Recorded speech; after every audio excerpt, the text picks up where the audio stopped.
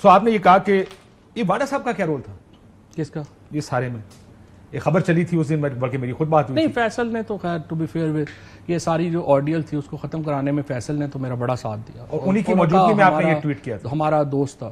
نہیں میں نے ٹویٹ، اور انہوں نے بعد میں بھی آپ کا بڑا خیال ہاں نہیں خیال کیا، فیصل نے بڑا خیال کیا، جو کئی دوست ہیں جو انہوں نے خیال کرتے ہیں جو انہوں نے کیا۔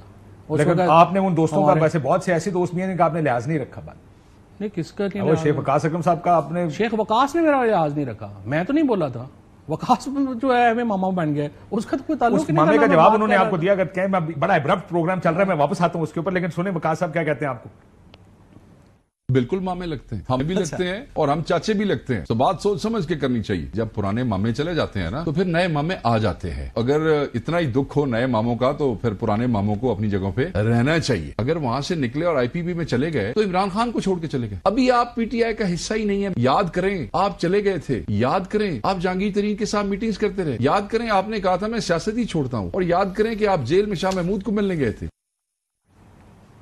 نہیں بالکل، شیخ وقاص صاحب تو یہ باتیں نہیں کر سکتا نا، شیخ وقاص کے ساتھ تو وہی کچھ نہیں ہے۔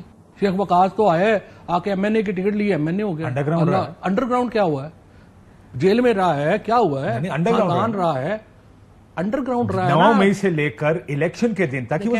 بات یہ ان لائک وقاص اینڈ ان لائک رؤوف حسن اینڈ ان لائک ادرز، میں لوگوں کی تکلیفوں کا مذاق نہیں اڑانا چاہتا۔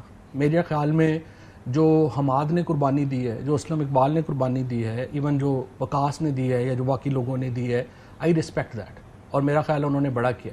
لیکن دیکھیں اس کا مطلب یہ نہیں ہے کہ وہ ہمارے اوپر ٹارچر کو موک کریں۔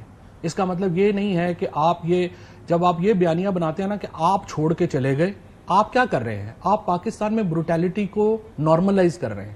آپ پاکستان کے اندر جو لوگوں پہ فسطائیت ظلم ہوا ہے آپ اس کو نارملائز کر رہے ہیں۔ آپ کہہ رہے ہیں کہ یہ جو سارے لوگ ہیں یہ تو چونکہ ریمبو، آپ کا تصور یہ ہے بہت سارے لوگوں کا کہ جس طرح ریمبو کے ساتھ وہ دنیا جہان کا تشدد ہوا نا اور وہ کھڑا ہو گیا اور اس نے نیچے سے گولی لگائی اور وہ مار گیا اور وہ نکل گیا، ایسے نہیں ہوتا۔ لوگوں کی بہت ظلم ہوئے، بہت ساری کہانیاں سامنے آ گئی ہیں، بہت ساری کہانیاں سامنے آنی ہیں۔